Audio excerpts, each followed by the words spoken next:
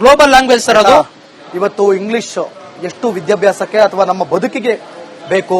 ನಮ್ಮ ಮಾತೃಭಾಷೆ ಕನ್ನಡನೇ ಆಗಿರ್ಬೋದು, ನಮಗೆ ಕನ್ನಡನೇ ಪ್ರಥಮ ಕನ್ನಡ, ಆದರೆ ದ್ವಿತೀಯ ಅಂತಾನೆ ಇದೆ ಇಂಗ್ಲಿಷ್. ಆಯ್ತಾ? ಯಾಕಂದ್ರೆ ಇವತ್ತು ಇಂಗ್ಲಿಷ್ ಇಲ್ಲ ಅಂತಂದ್ರೆ ಇವತ್ತು ಒಂಥರ ಬೇರೆ ರೀತಿಯಲ್ಲಿ ನೋಡ್ತಾರೆ. ಇವತ್ತು ಇಂಟರ್ವ್ಯೂನಲ್ಲಿ ಫಸ್ಟ್ ಕೇಳೋದೇ ನಿಮ್ಗೆ ಸೆಲ್ಫ್ ಇಂಟ್ರೊಡಕ್ಷನ್. ಆ ಸೆಲ್ಫ್ ಇಂಟ್ರೊಡಕ್ಷನ್ ಇಂಗ್ಲಿಷ್ ನಲ್ಲಿ ಸರಿಯಾಗಿ ಅವನ ಬಗ್ಗೆ ಅವನು ಇಂಗ್ಲಿಷ್ ನಲ್ಲಿ ಹೇಳ್ಕೊಳಕ್ ಆಗ್ಲಿಲ್ಲ ಅಂತಂದ್ರೆ ಸೊ ಮೊದಲನೇ ಫೇಲ್ ಅಲ್ಲೇ ಆಗುತ್ತೆ. ಅವನ ಬದುಕಿನ ಮೊದಲನೇ ಫೇಲ್ಯೂರ್ ಅಲ್ಲೇ ಆಗುತ್ತೆ. ಸೊ ಅಂತ ಇಂಗ್ಲಿಷ್ ಶಿಕ್ಷಕರು ಕೂಡ ಬರೀ 14,000 ಸಂಬಳ. ಓಕೆ, ನೆಕ್ಸ್ಟ್ ಸರ್, ನಿಮ್ಮ ಹೆಸರು ಹೇಳಿ. ನಿಮ್ಮ ಹೆಸರು? ನನ್ನ ಹೆಸರು ಸಂತೋಷ್ ಮಠಪತಿ ಅಂತ. ಸಂತೋಷವಾಗಿದ್ದೀರಾ? ಅದೇ ರೀ ಸರ್. ಅದಿರಿ ಯಾವ್ರಿ? ನಮ್ದು ಚಿಕ್ಕೋಡಿ ಸರ್. ಚಿಕ್ಕೋಡಿ ರೀ? ಅಲ್ಲೆಲ್ಲ ಬಂದು ಕಾರ್ಯಕ್ರಮ ಮಾಡಿವ್ರಿ ಸರ್. ನಾವು ಬಂದಿದ್ವಿ ಚಿಕ್ಕೋಡಿ ಅಕಣಿಯಾಗ ಎಲ್ಲ ಮಾಡ್ಬಿಟ್ಟಿವಿ ನಾವು. ಮಾಡಿರಿ. ಅಲ್ಲಿ ಅವ್ರಿ? ನಮ್ದು ಚಿಕ್ಕೋಡಿಯಲ್ಲಿ ಯಡೂರ್ ಅಂತ ಸರ್. ಯಡೂರು. ನಾವು ಸದಲಗ ಗವರ್ಮೆಂಟ್ ಕಾಲೇಜಲ್ಲಿ ಅತಿಥಿ ಉಪನ್ಯಾಸಕನಾಗಿ ಕಾರ್ಯನಿರ್ವಹಿಸ್ತಾ ಇದ್ದೀನಿ. ಅದೇ ರೀತಿಯಲ್ಲಿ ಜಿಲ್ಲಾ ಅಧ್ಯಕ್ಷನಾಗಿ ಚಿಕ್ಕೋಡಿ. ನನಗೆ 14,000. ಚಲೋ ಅದಿರಿ ಅಂದ್ರಿ? ಮತ್ತೆ ಅದೇ ಸರ್, ಒಂದ್ ಸ್ವಲ್ಪ ನಿಮ್ಮ ಆಶೀರ್ವಾದ, ಹಿರಿಯರ ಆಶೀರ್ವಾದದಿಂದ ಅಪ್ಪ ಮಾಡಿದ್ದು ತಾತ ಮಾಡಿದ್ರಿಂದ ಒಂಚೂರು ಸುಮಾರಾಗಿ ಉಸಿರಾಡಕತ್ತೀನಿ. ಹೇಳ್ರಿ, ಈಗ ನೀವು ಉಪನ್ಯಾಸಕರಾಗಿ ಏನ್ ಪ್ರಾಬ್ಲಮ್ ಫೇಸ್ ಮಾಡತ್ತೀರಿ ಸರ್? ತುಂಬಾ ಅನೇಕ ಸಮಸ್ಯೆಗಳಿವೆ. ನಮ್ಮೆಲ್ಲ ಸಹೋದ್ಯೋಗಿಗಳು ಹೇಳಿದಂತೆ ತುಂಬಾ ಸಮಸ್ಯೆಗಳಿವೆ. ಅದ್ರ ಜೊತೆಗೆ ಮತ್ತೊಂದು ಹೇಳೋದಂತಂದ್ರೆ, ಈಗ ನಾವು ಕನಿಷ್ಠ ವೇತನ ಏನ್ ಬಿಡುಗಡೆ ಮಾಡ್ತಾರೆ ಸರ್, ಅದು 2-3 ತಿಂಗಳಿಗೆ 4 ತಿಂಗಳಿಗೆ ಬಿಡುಗಡೆ ಮಾಡ್ತಾರೆ. ಬರ್ರಿ ಸರ, ಮಾತಾಡಿದ್ರೆ ಹೋಗ್ಬಿಡ್ರಿ. ಮತ್ತೆ ನಾವು ಬಿಡುಗಡೆ ಮಾಡಿದಂತ ಹಣ ನಮ್ಗೆ ನಮ್ಮ ಖಾತೆಗೆ ಬಂದ್ ಜಮಾ ಆಗ್ಬೇಕಾದ್ರೆ ಅಲ್ಲಿ ನಾವು ನಾವೇ ಹೋಗಿ ಡಿಡಿಪಿ ಆಫೀಸ್ನಲ್ಲಿ ಕ್ಲಾರ್ಕ್ ಗಳಿಗೆ ಹೇಳಬೇಕು, ಡಿಡಿಪಿ ಅವ್ರಿಗೆ ಹೇಳಬೇಕು, ಮನವಿ ಸರ್ 4 ದಿವಸ ಆಯ್ತು ಬಿಡುಗಡೆ ಮಾಡಿದ್ದಾರೆ ರಾಜ್ಯ ಖಜಾಂಚಿಯಿಂದ, ತಾವು ಒಂದ್ ಸ್ವಲ್ಪ ಆದಷ್ಟು ಶೀಘ್ರದಲ್ಲಿ ನಮಗೆ ವೇತನ ಬಿಡುಗಡೆ ಮಾಡಿ ಸರ್, 4 ತಿಂಗಳಿಂದ ವೇತನ ಇಲ್ಲ, ಹಬ್ಬ ಇದೆ, ಹುಣ್ಣಿಮೆ ಇದೆ ಅಂತ ಹೇಳಬೇಕು ಸರ್. ಅವಾಗ ಅಲ್ಲಿ ಕಣ್ಣು ತೆರೀತಾರೆ. ಇಂತದ್ರಲ್ಲಿ ಏನಾದ್ರೂ ಪ್ರೆಷರ್ ಹಾಕಿದ್ವಿ ಅಥವಾ ಏನಾದ್ರೂ ಒಬ್ರು ಯಾರ ಕಡೆ ಅಂದ್ರೆ ನಮ್ಮ ಅಧ್ಯಕ್ಷರಂತ ಕಾರ್ಯನಿರ್ವಹಿಸ್ತಿರ್ತಾರೆ MLAಗಳು, ಸ್ಥಳೀಯ MLAಗಳು ನಮ್ಮ ಕಾಲೇಜುಗಳಿಗೆ, ಅವ್ರಿಗೆ ಹೋಗಿ ಮನವಿ ಮಾಡಿ ಅವ್ರ ಕಡೆಯಿಂದ ಹೇಳಿಸಿದ್ರಂದ್ರೆ ಅಲ್ಲಿದ್ದಂತ ಸಿಬ್ಬಂದಿಗಳು ಕೇಳ್ತಾರೆ, ನಿಮ್ಗೆ ಶಾಸಕರು ಪಗಾರ ಕೊಡ್ತಾರೋ ಅಥವಾ ನಾವು ಇಲಾಖೆಯವರು ಪಗಾರ ಕೊಡ್ತಾರೋ? ಇಂತಹ ಒಂದು ಕೆಟ್ಟ ಘಟನೆಗಳನ್ನ ನಾನೇ ಸ್ವತಃ ಸರ್ ಇದೇ ವರ್ಷ ನಾನು ಅನುಭವಿಸಿಲ್ಲ. ಈಗೆಲ್ಲ ಹೇಳ್ತಾರೆ. ಅದಷ್ಟೇ ಅಲ್ಲದೆ ಸರ್, ಡೆಪ್ಟೇಷನ್ ಹಾಕಿದ್ರು ಈ ವರ್ಷ ಒಂದು ಸುಮಾರು ವಿಚಾರಗಳನ್ನ ಹೇಳ್ತಾ ಇದ್ದಾರೆ. ಡೆಪ್ಟೇಷನ್ ಹಾಕಿದ್ರು ಸರ್. ಸುಮಾರು ಆಲ್ ಓವರ್ ಕರ್ನಾಟಕದಲ್ಲಿ 4,000 ಜನ ಡೆಪ್ಟೇಷನ್ ಹಾಕಿದ್ರು. ಅದರಲ್ಲಿ ನಮ್ಮ ಜಿಲ್ಲೆಯಲ್ಲಿ 54 ಜನರದ್ದು ಲಿಸ್ಟ್ ಮಾಡಿದ್ರು ಸರ್. ಡೆಪ್ಟೇಷನ್ ಮಾಡಬೇಡಿ ಅಂತ ನಾವು ನಮ್ಮ ವಿಧಾನ ಪರಿಷತ್ ಸದಸ್ಯರಾದಂತ ಪ್ರಕಾಶ್ ಹುಕ್ಕೇರಿ ಅವ್ರ ಕಡೆಗೆ ಮತ್ತು ಶಾಸಕರಾದ ಗಣೇಶ್ ಹುಕ್ಕೇರಿ ಅವರ ಕಡೆಗೆ ಹೋಗಿ ಭೇಟಿಯಾಗಿ ಮನವಿ ಮಾಡ್ಕೊಂಡಿವಿ ಸರ್. ನಮ್ಮೆಲ್ಲ ಜಿಲ್ಲೆಯಿಂದ ಎಲ್ಲ ಒಂದು 25-30 ಜನ. ಆಮೇಲೆ ಅವರು ಅದಾರ್ರಿ ಸರ್, ಎಲ್ಲೂ ಕಾಣಿಸ್ಕೊಳ್ಳೋದೇ ಇಲ್ಲ. ಅದಕ್ಕೆ ಸ್ವಲ್ಪ ಏಜ್ ಆಗಿದೆ ಬಹಳ. ಅಲ್ಲ, ಅವ್ರ ಮಕ್ಕಳು ಇವ್ರು ಇದಾರೆ, ಗಣೇಶ್ ಅವರು ಅದಾರೆ ಸರ್. ಅಲ್ಲಿ ಹೋಗಿ ಮನವಿ ಮಾಡ್ಕೊಂಡ ನಂತರ ಅವರು ಡಿಡಿಪಿ ಅವರಿಗೆ ನಿರ್ದೇಶನ ಮಾಡಿದ್ರು ಸರ್, ಹಾಗೆ ಮಾಡ್ಲಿಕ್ಕೆ ಹೋಗ್ಬೇಡಿ, ನಮ್ಮಲ್ಲಿ ಇದ್ದಂತ ಅತಿಥಿ ಉಪನ್ಯಾಸಕರನ್ನ ಗೌರವಪೂರ್ವಕವಾಗಿ ನಡೆಸ್ಕೊಂಡು ಹೋಗಿ ಅಂತ ಅವ್ರು ಹೇಳಿದ್ರು. ಅಲ್ಲಿ ಇದ್ದಂತ ಒಬ್ಬ ಕ್ಲಾರ್ಕ್ ಇದೇ ರೀತಿಯಲ್ಲಿ ಬಂಡ ಮೆರೆದ ಸರ್. ಅವನು ಅಂದ್ರೆ ಪ್ರಾಚಾರ್ಯರುಗಳಿಗೆ, ಇಲ್ಲ ನಾವು ಮೇಲಿಂದ ಆದೇಶ ಬಂದಿದೆ, ನೀವು ಇವರನ್ನ ರಿಲೀವ್ ಮಾಡಬೇಕು, ಇವರನ್ನ ಜಾಯಿನ್ ಮಾಡ್ಕೋಬೇಕು. ಯಾಕೆ ಮಾಡ್ಕೋತಾ ಇಲ್ಲ, ನಿಮ್ಮನ್ನ ನೌಕರಿದಿಂದ ಕಿತ್ ಹಾಕ್ತೀವಿ. ಇಲ್ಲಿವರೆಗೆ ಆ ಕ್ಲಾರ್ಕ್ ಮಾತಾಡ್ತಿದ್ದ.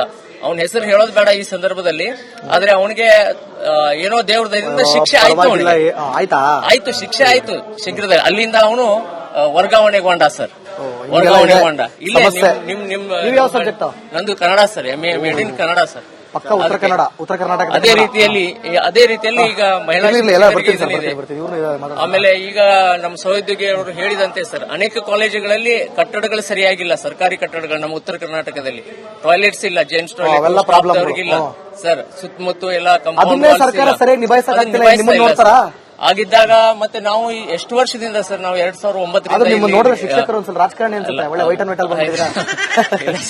2009ರಿಂದ ನಾನು ಕಾರ್ಯನಿರ್ವಹಿಸ್ತಾ ಇದ್ದೇನೆ. ಅನೇಕ ಸಮಸ್ಯೆಗಳನ್ನ ಸರ್ ನಾವೆಲ್ಲ ಸಹೋದ್ಯೋಗಿಗಳು ಎದುರಿಸಿದ್ದೇವೆ ಸರ್. ಈಗ ನಿಮ್ಮ ಮಾಧ್ಯಮದ ಮುಖಾಂತರ ನಾನು ಒಂದೇ ವಿನಂತಿ ಮಾಡ್ತೇವೆ ನೋಡಿ,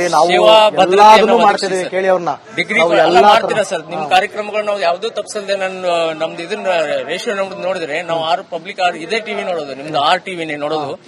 ಆಮೇಲೆ ಅನೇಕ ಸಮಸ್ಯೆಗಳು ಸರ್, 1-2 ಅಲ್ಲ, 100 ಸಮಸ್ಯೆಗಳಿದಾವೆ. ಅದರಲ್ಲಿ ಪ್ರಮುಖವಾಗಿ ಸೇವಾ ಭದ್ರತೆ. ಈ ಡಿಗ್ರಿ ಕಾಲೇಜ್ ಸರ್ ಅವ್ರಿಗೆ 3 ಪಾಯಿಂಟ್ ಕೃಪಾಂಕ ಕೊಡ್ತಾರೆ ಇಂತಿಷ್ಟು ಒಂದು ವರ್ಷಕ್ಕೆ. ನೆಕ್ಸ್ಟ್ ಇಯರ್ ಅದು ಕನ್ಸಿಡರ್ ಆಗುತ್ತೆ ಸರ್ ಅವ್ರ ಜಾಬ್. ಇದಕ್ಕೆ ಬಳ್ಳಾರಿಯಿಂದ ಬಂದಿದ್ದೀವಿ. ನಮ್ಮ ಸಮಸ್ಯೆ ಏನಂತಂದ್ರೆ ಎಲ್ಲರಿಗೂ ಇರ್ತಕ್ಕಂಥ ಕೆಲವು ನಾವು ತುಂಬಾ ನೋಡಿದೀನಿ ಗ್ರೌಂಡ್ ಲೆವೆಲ್ ಅಲ್ಲಿ. ಪದವಿ ಪೂರ್ವ ಶಿಕ್ಷಣ ಇಲಾಖೆ ನಿರ್ದೇಶಕರು ಹೇಳ್ತಾ ಇದ್ದಾರೆ, ಏನಂತ ಮೀಟಿಂಗ್ ಅಲ್ಲಿ ಹೇಳ್ತಾರೆ, ಪರ್ಮನೆಂಟ್ ಶಿಕ್ಷಕರ ಉಪನ್ಯಾಸಕರಿಗಿಂತ ಅತಿಥಿ ಉಪನ್ಯಾಸಕರ ರಿಸಲ್ಟೇ ಚೆನ್ನಾಗಿದೆ. ಅವ್ರ ಬಾಯಲ್ಲಿ ಬರ್ತಕ್ಕಂತ ಮಾತುಗಳಿವೆ. ಹೌದಾ? ಹಾಗಾಗಿ ನಾವೆಲ್ಲ ಕರೆಕ್ಟ್ ಆಗಿ ಕ್ವಾಲಿಟಿ ಇದ್ದೀವಿ, ಎಜುಕೇಶನ್ ಕೂಡ ಇದೆ. ನಮ್ಮನ್ನ ಯಾಕೆ ಮುಂದಿನ ನೇಮಕಾತಿಗಳಲ್ಲಿ ನಮ್ಮನ್ನು ಪರಿಗಣಿಸಬಾರದು ಅಂತಕ್ಕಂಥದ್ದು. ಒಬ್ಬೊಬ್ಬರು 10 ವರ್ಷ ಮಾಡಿದೀವಿ, 15 ವರ್ಷ ಮಾಡಿದೀವಿ, ಇನ್ನೇನು ರಿಟೈರ್ಮೆಂಟ್ ಗೆ 5 ವರ್ಷ 4 ವರ್ಷ ಇದೆ ಬಹಳ ಜನದ್ದು. ಅಷ್ಟೆಲ್ಲ ಇದ್ರೂ ಕೂಡ ನಮ್ಮನ್ನ ಯಾಕೆ ಪರಿಗಣಿಸೋದಿಲ್ಲ? ಪ್ರತಿ ವರ್ಷನೂ ಅವ್ರನ್ನ ಏನ್ ಮಾಡ್ತಾರೆ, ಬಿಟ್ಟು ಬಿಡ್ತಾರೆ, ಮತ್ತೆ ಹೊಸರು ತಗೊಳ್ಳೋದು, ಪ್ರತಿ ವರ್ಷನೂ ಬಿಡೋದು, ಹೊಸರು ತಗೊಳ್ಳೋದು ಅಂತಕ್ಕಂಥ. ಅಂದ್ರೆ ನಮ್ಗೆ ಅಲ್ಲಿ ನೆಲೆ ಇಲ್ದಂಗ್ ಮಾಡ್ಬೇಕು ಅಂತ ಒಂಥರ ಹೆಂಗ್ ಮಾಡ್ತಾರೆ ಅಂದ್ರೆ ಟಿಶ್ಯೂ ಪೇಪರ್ ಇದ್ದಂಗೆ ಒರೆಸ್ಕೊಳ್ಳೋದು, ಬಿಸಾಕ್ಬಿಡೋದು, ಕೆಲಸ ಮಾಡಿಸ್ಕೊಳ್ಳೋದು, ಬಿಸಾಕ್ಬಿಡೋದು. ನೋಡಿ, ಒಬ್ಬ ಶಿಕ್ಷಕ ತನ್ನನ್ನು ತಾನು ಟಿಶ್ಯೂ ಪೇಪರ್ಗೆ ಹೋಲಿಕೆ ಮಾಡ್ಕೊಳ್ಳುವಂತ ಪರಿಸ್ಥಿತಿಯನ್ನ ರಾಜ್ಯ ಸರ್ಕಾರ ತಂದಿಟ್ಟಿದ್ದೀರಿ ಅಂದ್ರೆ ಇದಕ್ಕಿಂತ ಫೇಲ್ಯೂರ್ ಮತ್ತೊಂದಿಲ್ಲ, ಇದಕ್ಕಿಂತ ನಿಮ್ಮ ವಿಫಲತೆ ಮತ್ತೊಂದಿರ್ಲಿಕ್ಕೆ ಸಾಧ್ಯನೇ ಇಲ್ಲ. ಇದೊಂದು ಸಮಸ್ಯೆ ಏನಂತಂದ್ರೆ ಶಿಕ್ಷಣ ಇಲಾಖೆ, ಪದವಿ ಪೂರ್ವ ಶಿಕ್ಷಣ ಇಲಾಖೆ ಆದೇಶ ಹೊರಡಿಸಿದೆ. ಏನು, ಒಬ್ಬ ಅತಿಥಿ ಉಪನ್ಯಾಸಕನಿಗೆ 10 ರಿಂದ 11 ಗಂಟೆಗಳು ಮಾತ್ರ ಏನ್ ಮಾಡಬೇಕು, ಕೊಡಬೇಕು ವಾರಕ್ಕೆ. ಅದಕ್ಕಿಂತ ಹೆಚ್ಚು ಕೊಡಂಗಿಲ್ಲ. ಅದಕ್ಕಿಂತ ಹೆಚ್ಚೇನಾರ ಕಾರ್ಯಭಾರ ಇದ್ರೆ ಬೇರೊಂದು ಉಪನ್ಯಾಸಕರನ್ನ ನೇಮಕ ಮಾಡ್ಕೊಳ್ಬೇಕು ಅಂತ ಇದೆ. ಆದ್ರೆ ಶಿಕ್ಷಣ ಇಲಾಖೆಯವರಿಗೂ ಗೊತ್ತಿದೆ, ನಿರ್ದೇಶಕರಿಗೂ ಗೊತ್ತಿದೆ, ಮಂತ್ರಿಗಳಿಗೂ ಗೊತ್ತಿದೆ, ಆಮೇಲೆ ಪ್ರಿನ್ಸಿಪಾಲ್ರಿಗೂ ಗೊತ್ತಿದೆ, ಅಲ್ಲಿ ಡಿಡಿಗಳಿಗೂ ಗೊತ್ತಿದೆ. ನಾವು ಜೀವಂತ ಉದಾಹರಣೆ, ಪ್ರತಿ ವರ್ಷ 2018ರಿಂದ ಬಳ್ಳಾರಿ ಜಿಲ್ಲೆಯಲ್ಲಿ ಮುನ್ಸಿಪಲ್ ಕಾಲೇಜು ಮತ್ತೆ ಗರ್ಲ್ಸ್ PU ಕಾಲೇಜಲ್ಲಿ ವಾರಕ್ಕೆ 20 ಗಂಟೆ ಪರ್ಮನೆಂಟ್ ಉಪನ್ಯಾಸಕರು ದುಡಿದಂಗೆ ದುಡಿತಾ ಇದ್ವಿ. ಇವತ್ತಿಗೂ ಕೂಡ 10 ಗಂಟೆ ಕಾರ್ಯಭಾರ ಸರ್ಕಾರ ಆದೇಶ ಹೊರಡಿಸಿದೆ, ಅವರ ಆದೇಶದಲ್ಲಿದೆ. ಆದ್ರೆ ಯಾವುದೇ ರೀತಿಯ ಉಪನ್ಯಾಸಕರ ಪ್ರಾಂಶುಪಾಲರ ಮೇಲೆ ಮತ್ತೆ ಡಿಡಿಗಳ ಮೇಲೆ ನಿರ್ದೇಶಕರು ಇವತ್ತಿನವರೆಗೂ ಕೂಡ ಏನ್ ಮಾಡಿಲ್ಲ, ಕ್ರಮ ಕೈಗೊಂಡಿಲ್ಲ. ಯಾಕೆ? ಸರ್ಕಾರಿ ಆದೇಶಕ್ಕೆ ಏನಾದ್ರೂ ಬೆಲೆ ಇಲ್ವಾ?